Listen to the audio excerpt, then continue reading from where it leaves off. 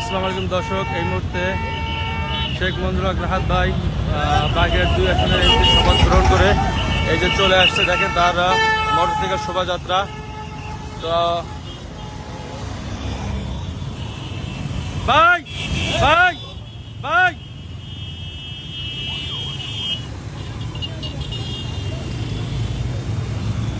এই দেখেন আমাদের সংবিধান কর্মী আগে রিসিভ করার জন্য নওপাড়া গেছিল। নওপাড়া থেকে এখন বাইরে আমরা নিয়ে বাগের উদ্দেশ্যে যাব।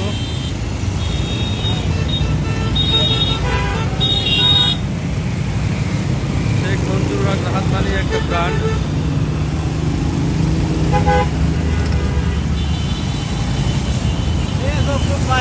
আসি আসি আসি